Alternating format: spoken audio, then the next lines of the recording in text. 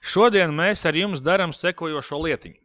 Mums ir vairāki datu avoti, un mēs no šiem datu avotiem gribam uztaisīt vienu lielu tabulu, kuru vēlāk mēs varētu kaut kādā veidā analizēt. Kā mēs varam analizēt tabulas, jūs zināt, mums ir vairākas funkcijas, mums ir pivot table, tā nav problēma. Problēma ir šie avoti un ko ar viņiem var, un kā viņus salikt vienā. Piemēram, mums ir pirmais fails data1, kurā jūs redzat 4 tabulas.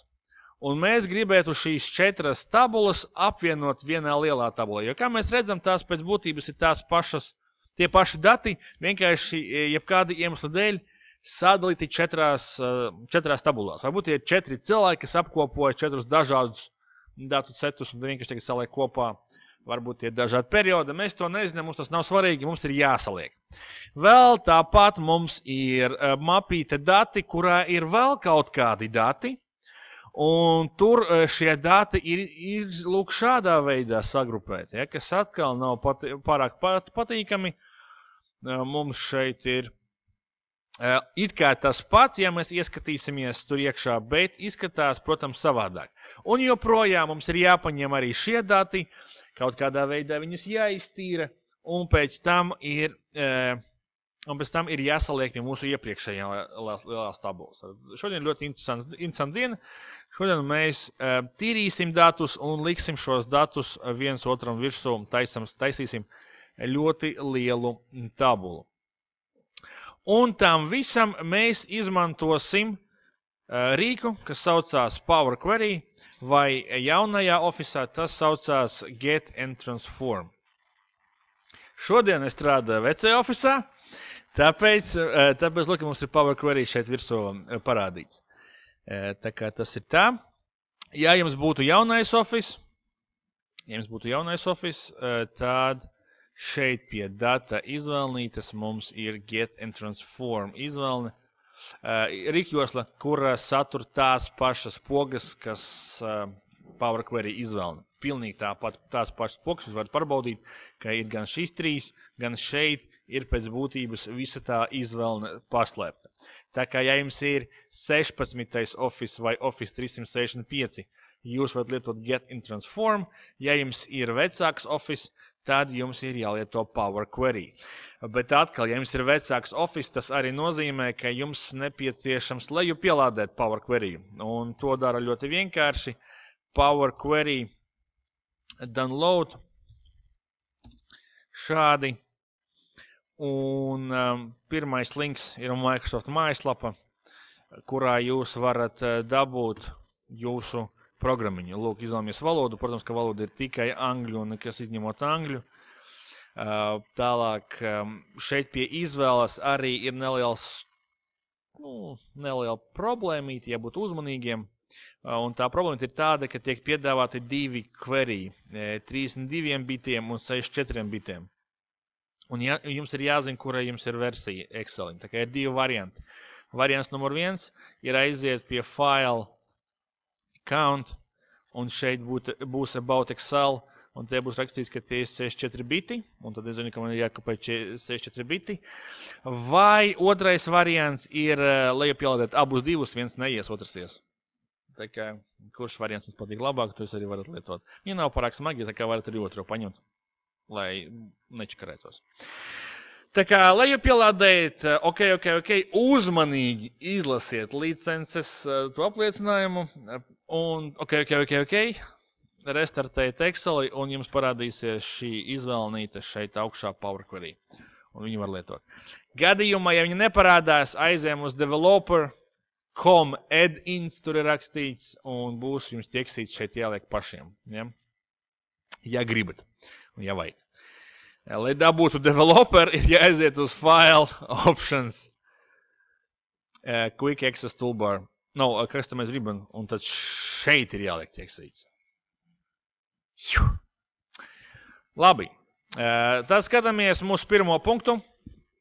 Pirmais punkts ir šīs 4 tabulas apvienot vienā tabulā.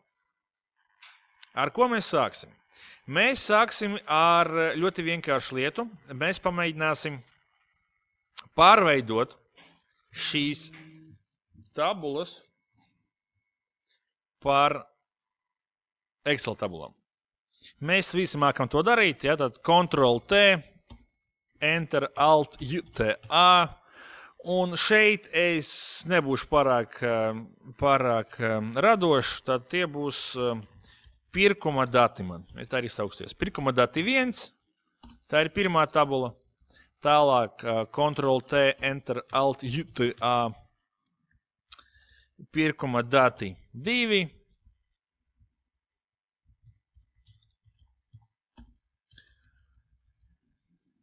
Un es jums neteikšu, kā man sauksies pārējās tabulas.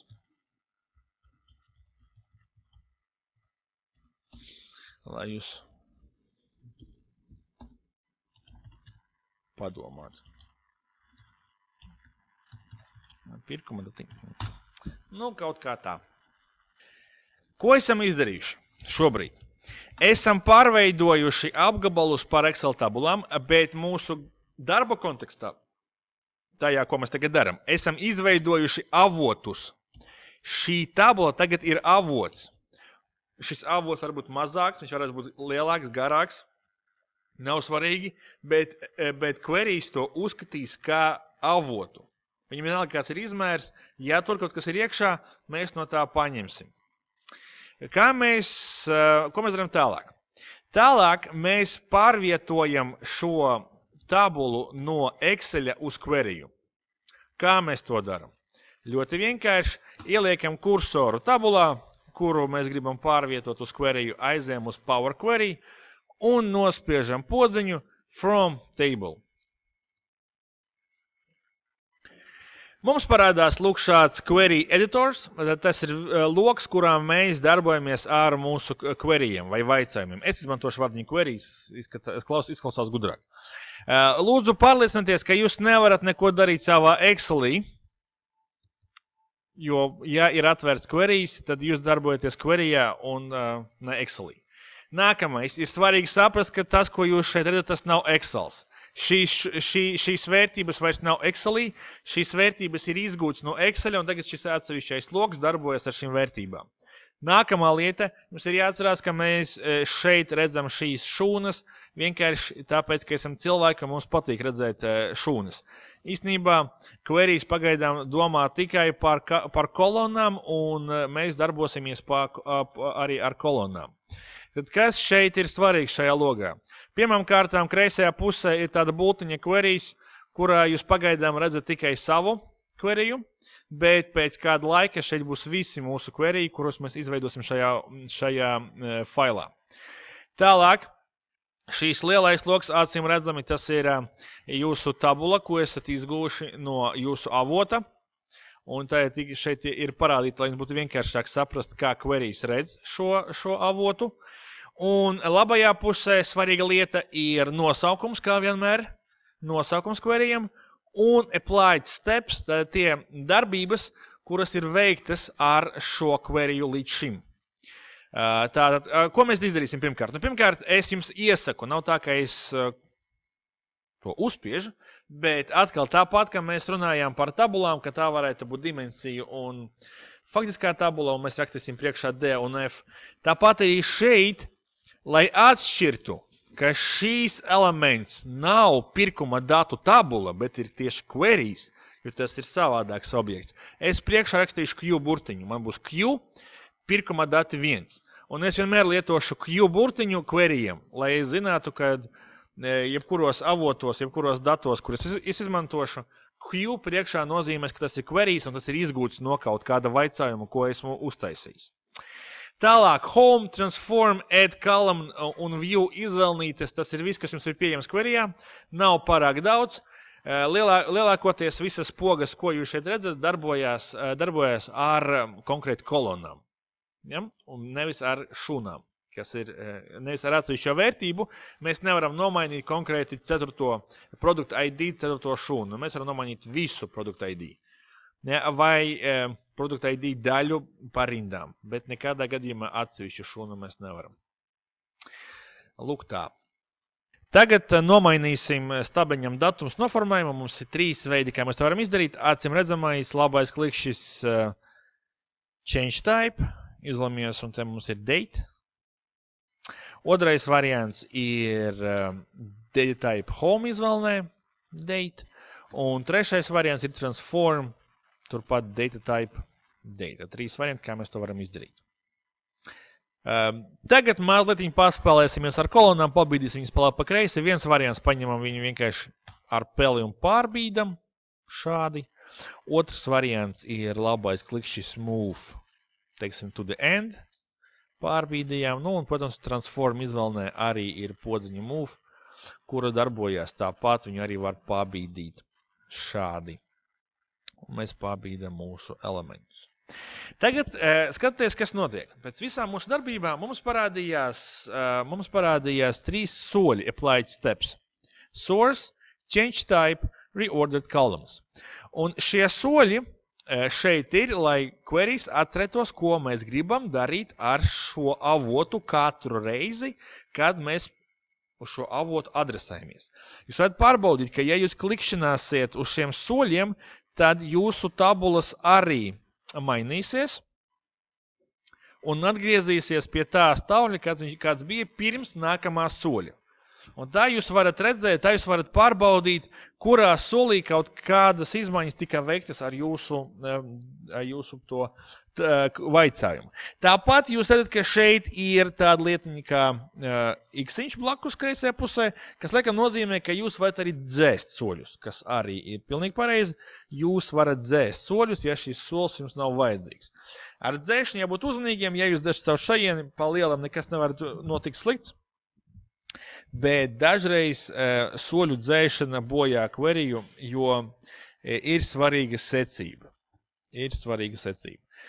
Pamēģināsim šo secību pārbaudīt, aizējam uz view izvēlnīti, un tur mums ir advanced editor poga, nospiežam šo pogu, un šeit mēs redzam to sintaksi, pēc kuras bija pierakstīti mūsu soļi.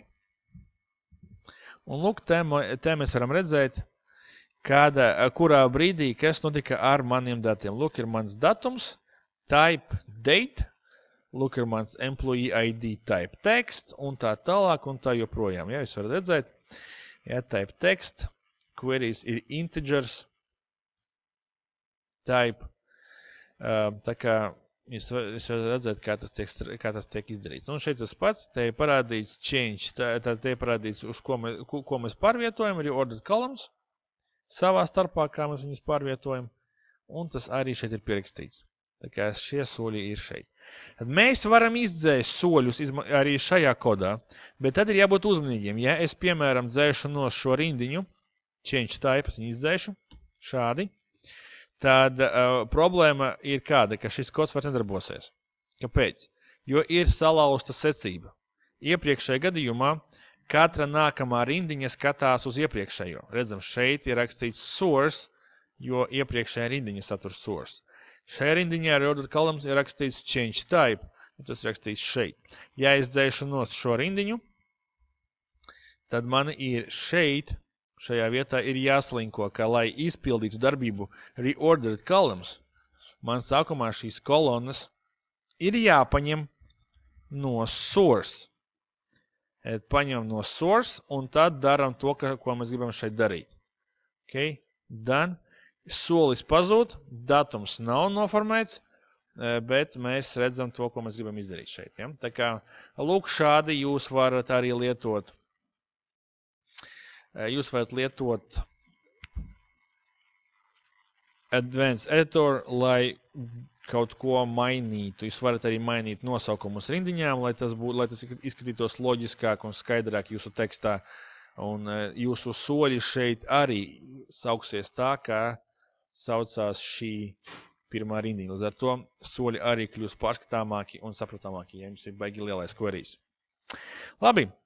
Pēdējais, ko mēs daram ar šo query, kad viņš ir izpildīts. Mēs viņu saglabājam. Look, home izvēlnē kreisajā pusē ir close rīkjosla, un tur mums ir 2 pogas. Viena poga augšā, close and load, un ir vēl viena ar bultiņu, close and load.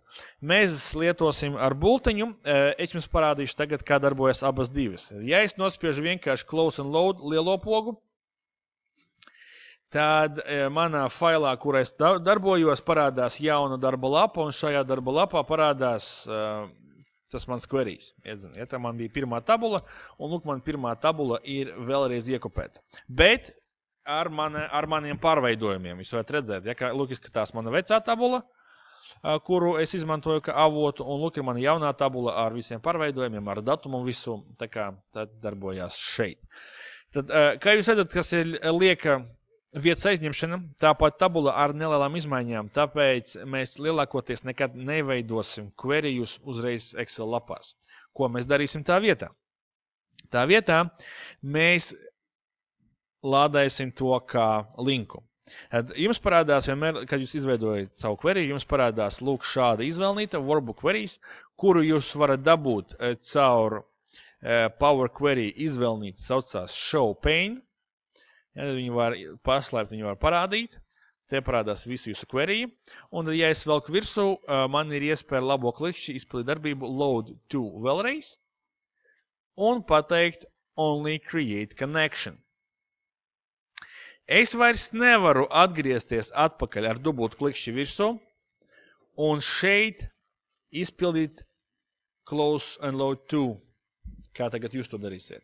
Kāpēc? Jo ja es vienreiz esmu izvēlējies šeit saglabāšanas veidu, Excels to visu laiku atkārto. Vienīgais veids, kā to var nomainīt, ir caur šo logu labais klikšķis Load to, un es pasaku, ka man vajag Only Create Connection, Load, te viņš man paziņo, ka šīs pazudīs, saku, ok. Un lūk, kas parādās. Nekas īpaši neparādās, nekas nemainās, vienīgais, ka šeit parādās jūsu queries, jūs varat uzbraukt virsū ar pelīti, jums parādās query apskats, kā viņš izskatās vispārējā veidā, jums parādās pamat darbības ar šo queryju, edit podziņa, kas jūs noved atkal līdz query editoram, un jums vēl parādās šie 3 punkti, ir papildu iespējas, ko jūs vēl varat ar šo queryju izdarīt. Tagad izveidosim queryjus arī visām pārējām tabulām, jo mums tagad jāsastaista arī ar tiem avotiem. Esam izveidojuši vēl savu 3 queryjus, lūk, viņi te mums ir no mūsu tabulām, un tagad mūsu pēdējais solis. Pēdējais solis ir salikt šo visu vienā lielā tabulā. Un kā jūs redzat, mums ir nepieciešami query, lai to izdarītu. Es nevaru paņemt un vienkārši tabulas salikt savā starpā vienā lielā tabulā. Diemžēl tā nevar izdarīt. Man sākumā katru no šīm tabulām ir jāpārveido par queryju, un tikai pēc tam es varu šos queryjus salikt kopā. Tāda ir secība. Ja, un vēlreiz es pasvitrošu to, kad kaut gan šīs izskatās pēc tabulām, labāk šo lietu saukt par avotu. Jo te mums ir 4 avoti. 4 avoti, kuri izskatās pēc tabulas, un no šiem 4 avotiem ir izveidoti 4 queryji, un mēs tagad šos 4 queryjus liksim visus kopā.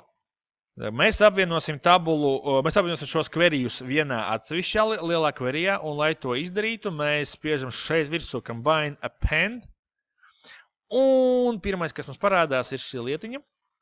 Select the primary table and secondary table. Tad, kurus queryjus savā starpā mēs līmējam. Nu, un tad redzam, ka šeit mums ir varianti visi queryji. Mēs paņemam pirmo, mēs nebūsim nekādi radoši. Otrajā mēs paņemam otro un pasakam savā starpā savienot queryju pirkuma dati un queryju pirkuma dati 2. Nospiežam OK, un lūk ir rezultāts. Jūs neredzēsiet rezultātu tam, ko jūs izdarījāt, jo mēs esam apvienojuši 2000 rindu garas tabulas, tā kā šeit ir 2000 rindas, un, protams, ka šeit to nevar ieraudzīt. Ja jūs būsiet pietiekami neatlaidīgi, jūs varat aizbraukt līdz 1000 rindai, un pārbaudīt, ka tur tiešām ir pārēja un ir nākamā tabula klāt. Bet, ko jums nav jāpārbauda, jums man ir jātic, kā mūsu galvenā problēma, kas bija iepriekš, ka šīs tabulas ir nepareizā struktūrā.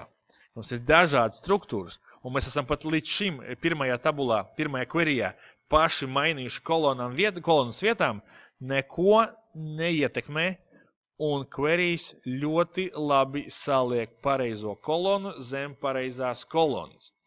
Balstoties uz kolonu nosaukumiem. Tad, ja man ir divi query ar vienādiem nosaukumiem, liekot viņus kopā ar append, Power Query visu izdara pareizi. Tā kā es nosaukšu šo queryju? Es šo queryju nosaukšu par Q liela tabula. Tas būs mans queryjs. Tālāk man ir jāpievieno 3. un 4. tabula, kas ir manos queryjos. Kā es to izdarīšu? Ļoti interesanti. Tā kā mēs gribam šai tabulai pielikt klāt 3. tabulu, mēs home izvēlamies sameklējam combine, un atkal tur ir append queries, un šoreiz, redziet, mums nav jāizvēlās 2, jo mums ir 1, tā būtu šī, un mēs vienkārši pasakam, ka mēs gribam vēl pielikt klāt 3. Ok? Un tiek pielikta 3, kas tur parādās. Mēs pagaidām nepardzīvojam par šo lietu, pieliekam arī 4. Ok. Un esam izpildījuši mūsu galveno mērķi.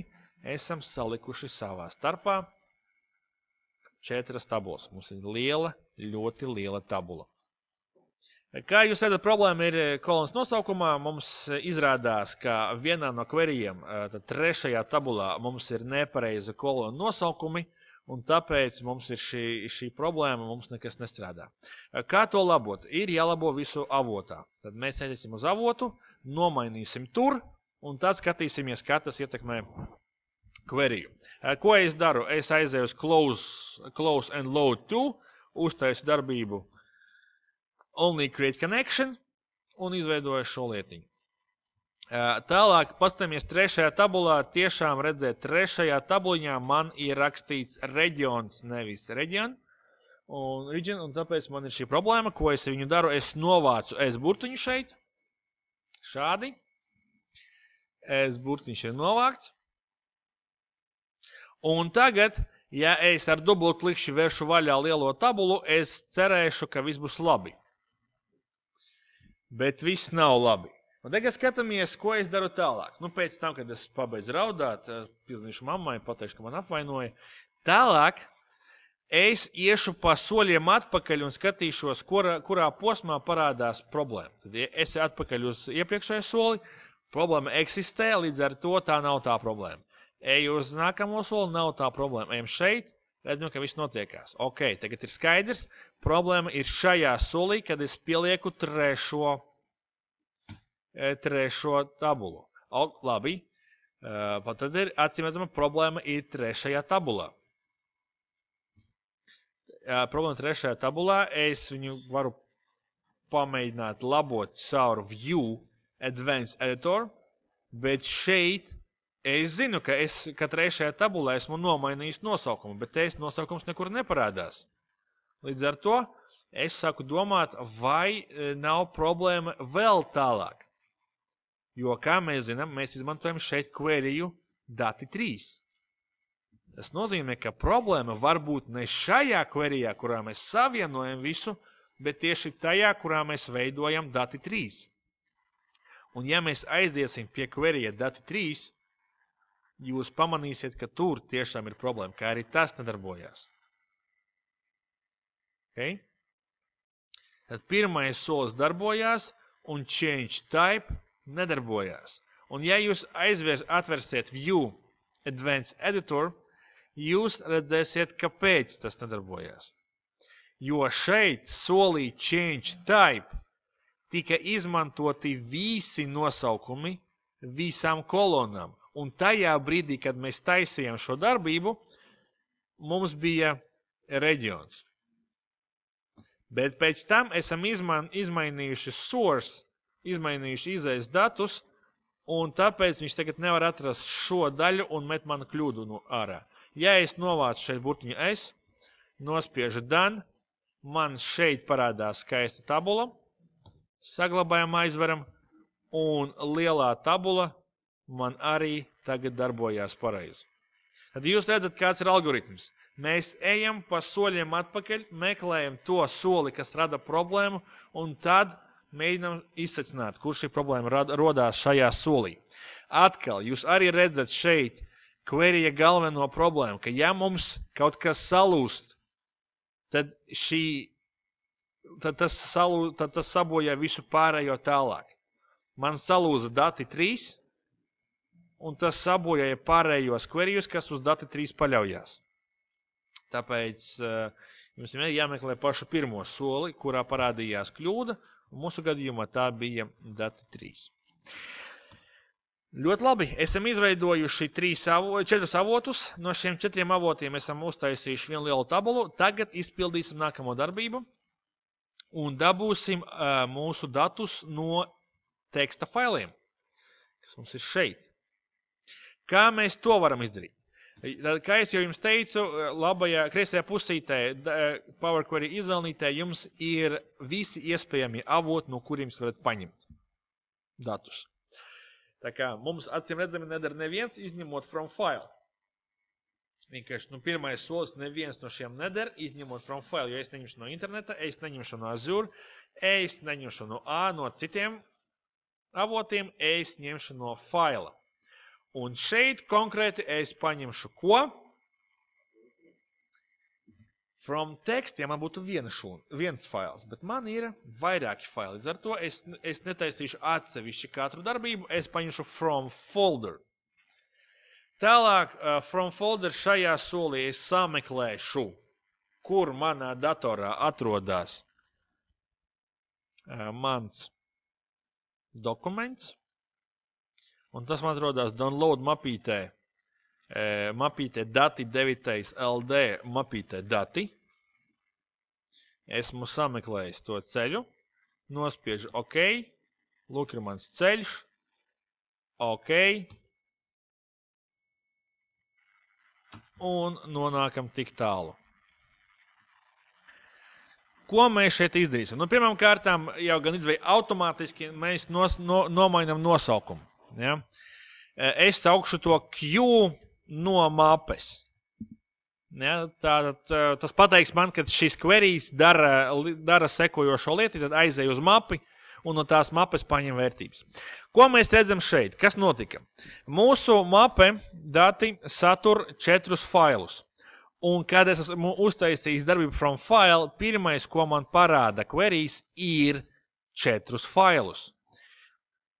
Jums ir jāsaprot, ka šeit ir nevis tabulas no šiem failiem, bet tie ir faili. Lūk, šajā vietiņā kolonā content ir saglabāti faili. Glabājās šeit iekšā faili. Queryjos jūs varat ladēt iekšā ne tikai kolonus, bet arī failus. Attēlu, mūziku, video.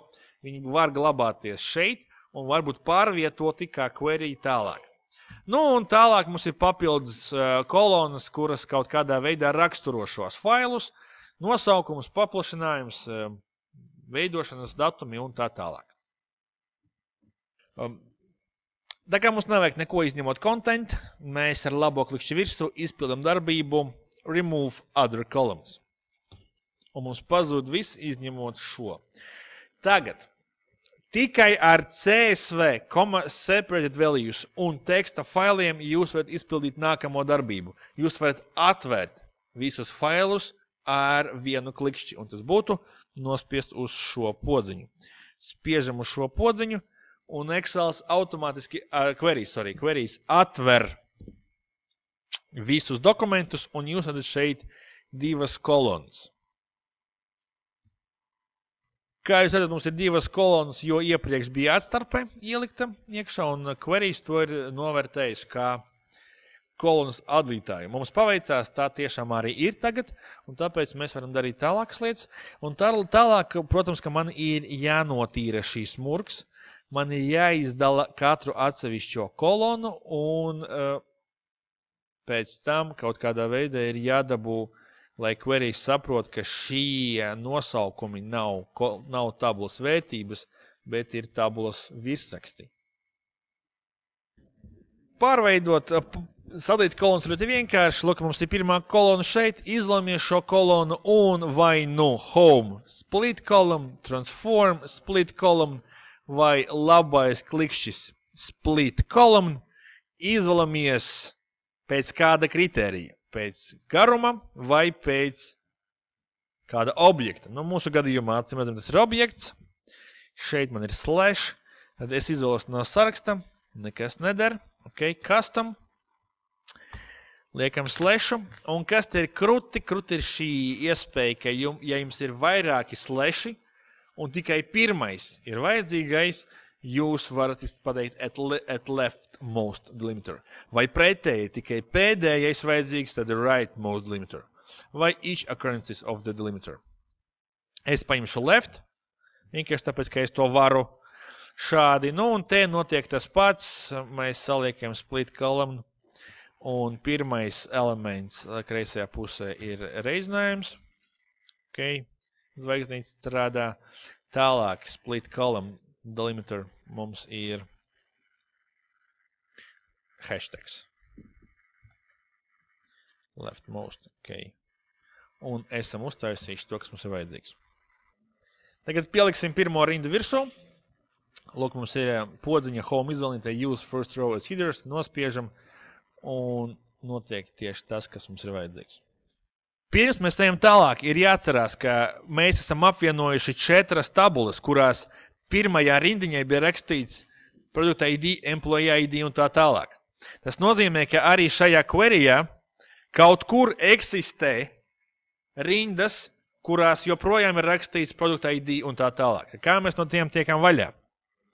Mēs zinām, ka šajā stabiņā kaut kur tur tālāk ir rakstīts product ID. Tāpēc mēs varam izvēlēties šeit filtru un uzrakstīt product ID. Vienkārši prod. Kā jūs redzat, sākumā viņš man neko nemet virsū. Kāpēc? Tagad arī cugrupa gaida, domā atbildi. Pagaidīsim visu kopā.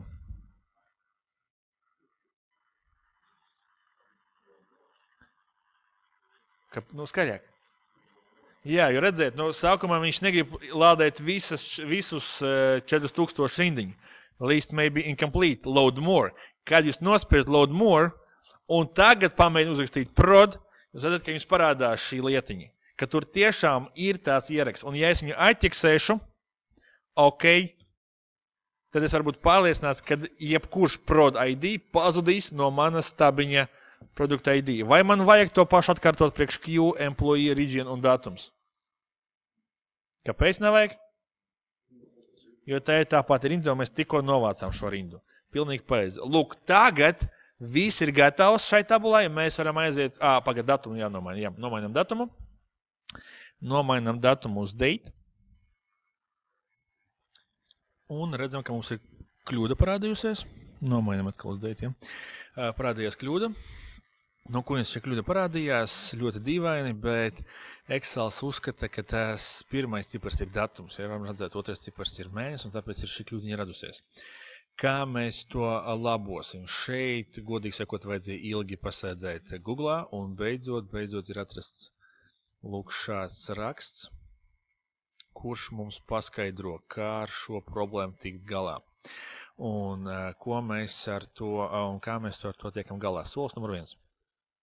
Solis numur 1 dalam šo ierakstu pa dienu, mēnesi un gadu. Ja, tad dalam by delimiter, to mēs jau mākam darīt. Un šeit mums ir domazīme. At each occurrence, ok, mums parādās lūk šāda secība. Tad šeit rakstam, ka tā ir diena. Labāk day rakstam. Tas ir day. Ok, šis ir month. Un šis ir year. Lūk tā. Tālāk ir jāpievieno klāt vēl viena tabula, vēl viena kolona, kurā mēs aprēķināsim to pašu datumu. Tad izvēlam, kas saucās add column, kuru mēs arī lietosim, add custom column. Šādi nosaukums būs date. Un, datums nosaukuma jābūt tādam pašam, kā iepriekšējās, kā mūsu iepriekšējā queryjā, lielā tabula. Tur bija datums, tāpēc es arī lietoju šeit datumu. Nu, un šeit, tāpēc mūsu drauga ieteikuma ir jāuzraksta lūk šāda formula, ko es arī uzrakstīšu kopiju. Liekam šeit iekšā. Lūk šādi. Un, ja mēs nospiežam OK, visam būtu jābūt labi. OK. Un redzam, mums parādās pareizie datumi, kas visu uztver pareizi, viss ir skaisti, viss strādā. Varbūt var gadīties, ka tas neaizies, tad ir jēga pamainīt vietām šos te divus, month and day, varbūt viņam jums ir savādāka secība. Ja? Tā kā tas arī varētu būt iespēja. Ok, tad tas ir izdarīts, šīs kolonas vairs nav vajadzīgas, iezīmējam, remove columns, ok, gatavs. Mums ir datums, ja šeit Q arī pieliekam, ka tas ir nevis teksts, bet whole number, viss, close and load to, un pasakam, ka tas only create connection.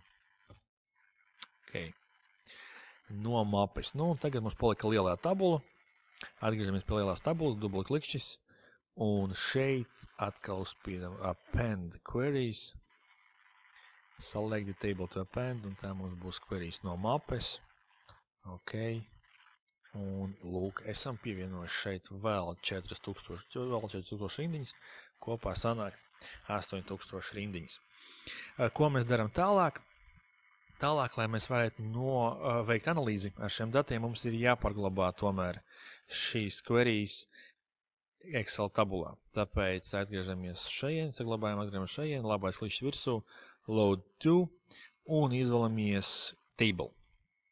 Tagad pēdējā brīdī izvēlamies table, load, un lūk, šeit mums parādās mūsu tabula. Varam pārbaudīt, ka tā ir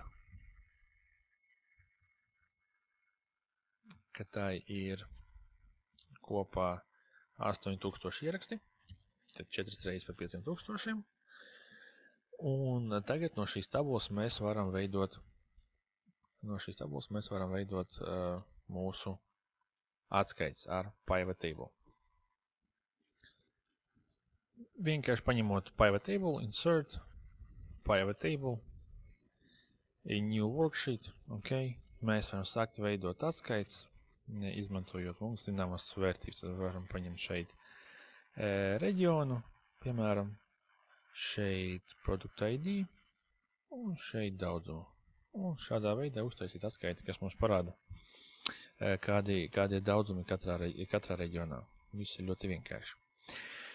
Nu un pēdējais solis, ja es aiziešu pie maniem datiem, mapītā vēl dati, paņemšu opā vēl dati failu un iekopēšu viņu šeit. Te ir vēl 1000 rindiņas, atgriežos pie mana pivota, pie mana queryja. Lūk, viņš ir, lielais querijs. Pagaidām ir 7999 rindiņas, tas ir vecais. Nospiežam refresh, un lūk, ir 8999, tad jaunie dati automātiski tiek paņemti klāt, un mums vairs par ko nav jādomā. Un tas pats notiks arī šeit, ja es atvēršu šo failu, dati, un šajā failā man ir izējas dati, lūk, es varu viņus izkopēt ārā, Ctrl+C, un piemeklējot avotu, kuram pareiza secība, tas mums bija laikam pēdējais, datums, simple, reģions, produkts, jā, es viņu varu piekopēt šeit klāt, lejā, tā, lai tas kļūs arī daļa no tabulas. Šādi. Izmantošu vēl jūs, lai izskatās vienādi. Lūk, šādi. Atkal aizējam uz mūsu queryju, nospiežam refresh.